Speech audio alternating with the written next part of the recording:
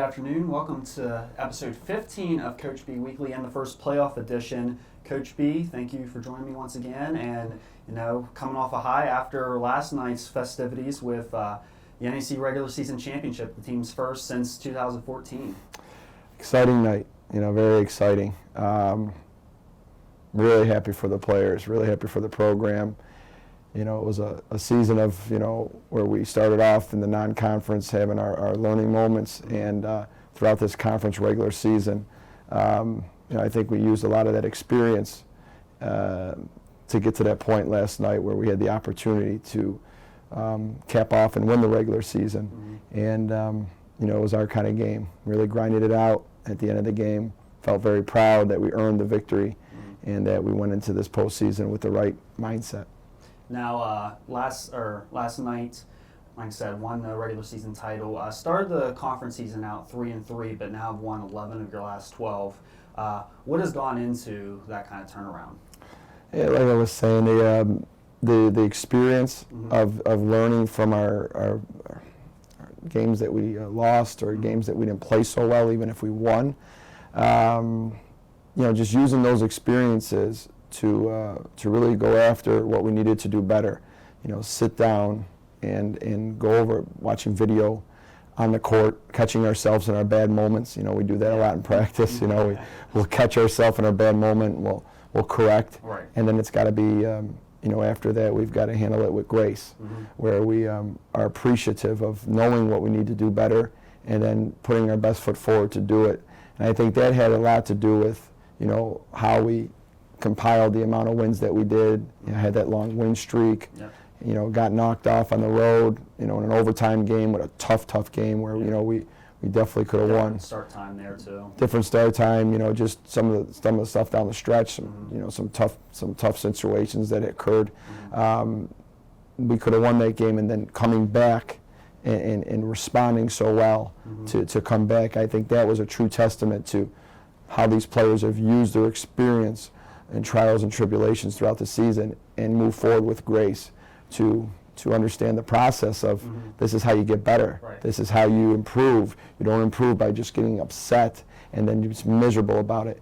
You got to have a positive mindset, and you can only have that if you're willing to work hard to change. Now let's break down those two victories over the weekend, starting with Sacred Heart, 66-56 win there. Team started off well, 22-7 difference in the first quarter. What was the difference between the previous meeting, where that was your NEC opener out there, compared to Saturday? We obviously, when you play a team once, you got to get a feel for how they, do things, and you get a chance to go out there live and play against them. That first game, I think, gave us some experience. I always pride ourselves on being a team that, whether we're home or on the road, it's about the game itself. It's not about anything else. You focus in between those lines, and, it doesn't matter where you play the game. So I don't think it meant a lot that we were at home. I think it meant more that we were used to maybe guarding some of the things that they did, and, we came out with a great passion. And, it was just a different feeling. And, when we played them the first time, it was after Christmas break. It was our first game back. Right. And, we didn't have that same determination early on to set the tone like we did in that game. And, I give Sacred Heart a lot of credit. They battled. They really battled.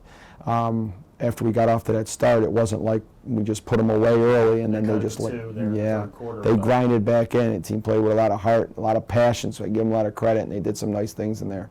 But I was proud of us at the end to overcome, that run they made at us, and I think that was the difference. The difference between one game to the other was, again, when adversity had came, we rose to the occasion and pushed back. When we started having some bad moments, we didn't let it bring us completely down.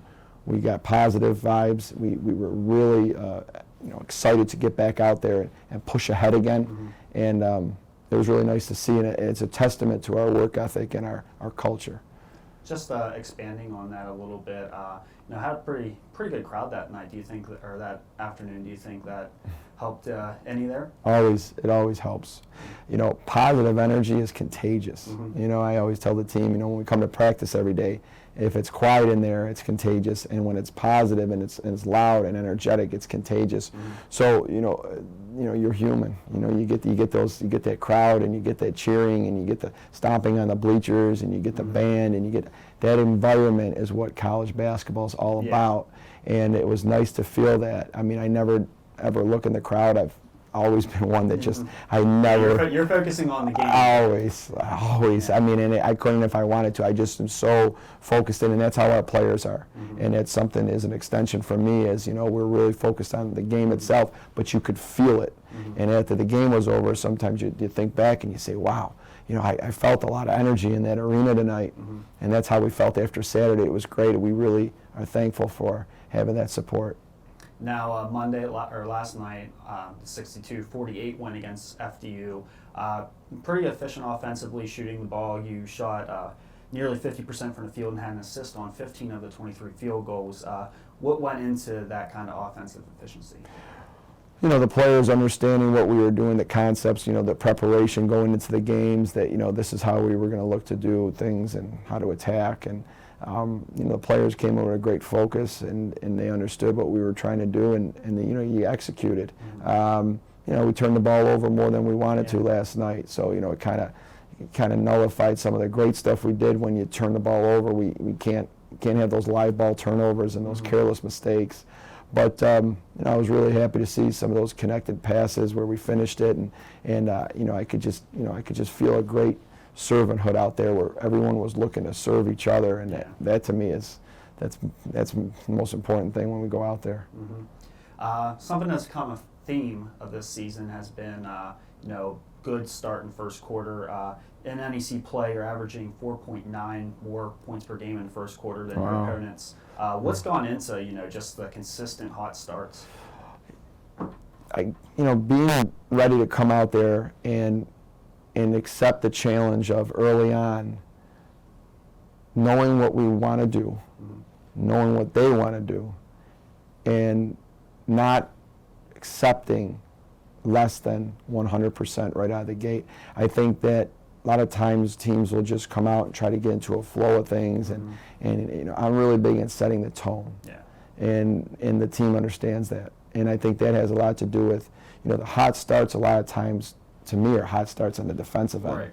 We contest shots, we hold them to one shot, we keep the ball in front of us, we trace the ball real well, we cause live ball turnovers, we get the ball out and push it, long rebounds and go. That to me is the hot start. Whether the ball goes in a lot for us or our field goal percentage is up, that just is gravy on top of what I'm talking about before, because to me that's a hot start. When you come out, you play with a good pace, you're winning the hustle plays, you're doing a great job defensively, you're causing turnovers, you're holding them to one shot.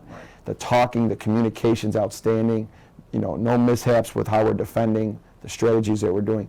That's a hot start to me, and that's what I've been proud of mostly, is that we've come out with an accountability, and we understand that this is something that can control. We can be in control of this. We can come out and we can defend. We have control of that. The ball going in or not, sometimes that's tough to plan on. But getting that offensive rebound and putting it back in, continuing to extend the play, creating higher percentage shots than the other side. Higher percentage shots, so important. People want to complicate the game. Most of the time, when I say most, it's got to be up in the upper 90 percentile. If you look at the quality of shots that one team takes compared to the other, the team that takes the more quality shots a lot of the time wins. So that's what we're always analyzing. Are we taking the better looks? Are we creating the better looks? How hard are we making them work? And I think that's where we've been setting the tone early, and I think that's part of the hot start. Now, went out to the viewers, asked if anyone had any questions. Had one today here asking, how does prep differ between the regular season and the postseason? Well, the difference is the amount of days that you have when it comes to the schedule. When we get into conference, you have your set schedule. At least we do. Some people may, some teams may do it differently, but we have a routine on what days mean what to us. And then when you get into a situation like this, we play last night, and then we don't play all the way Sunday as opposed to Saturday. So now there's a little bit of difference in days there. situation like FDU. We just played them and now we're playing them again. So that could configure into like, the prep being a little different because, when it comes to another situation, we would be prepping for a team that we didn't just play last. Right. So there is some things that throw you for a loop that you got to kind of adjust to. But when it comes to our routine, how we practice, nothing changes. I mean, what else can you do? You're the team that you are now. I mean, it's March. Right. So, you're not changing your team at this point. You may refine things, you may put a little wrinkle in, you may do something, that can help you, grow as a team, but, you're the team you are. Your culture is your culture. And, these players know what's expected of them, and that's not going to change going forward. All right. I mean, you kind of answered what my last question was going to be, but maybe you can expand upon it here. You said FDU is the opponent on Sunday, just after playing them here Monday nights. How challenging is it to prepare for a team back-to-back, especially after winning 2 straight against them? Because, they kind of know what's coming, and, they're going to prep for that. So how do you kind of, add wrinkles and, keep them off guard? Well, it's an interesting situation. I mean, when you play the team and you don't know, obviously we're completely focused in on FDU when we played this game last night, and that was our only focus. Right. And then after the game's over, you learn you play them again, so now it's like, wow, okay, right back to them. There's positives and negatives, getting a chance to see each other last. You can, obviously everything's fresh in your head about what they did well, what you did well, things that bothered the both of us. So,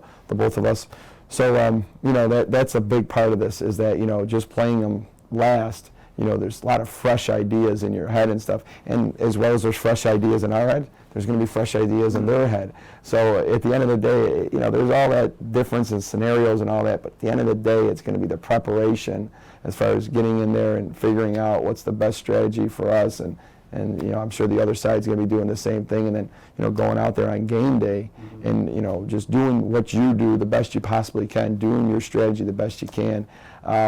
It's a little bit different, but you can't let anything overwhelm you. You can't let anything take you off your path. Stay focused on exactly what we're doing here. We're preparing for a game. It just happens to be the same team we played last. Yeah. We'll go through the process again. Our players are very tunnel driven here with what we're trying to do, and the next game's the most important. It just happens to be the team we played last. Sometimes this happens, in scheduling in the regular season too, where you might not be the absolute next game, but you play a team real close to each other. It's fresh in your head, and it's fresh for both teams. So, don't make too much of it. Just go out there and be ready to play the game and do everything you can to come out of there with a W. And if you don't, you hold your head high, knowing you gave it your all. All right. Well, once again, thank you for joining me. Good luck on Sunday. Thanks, Steve.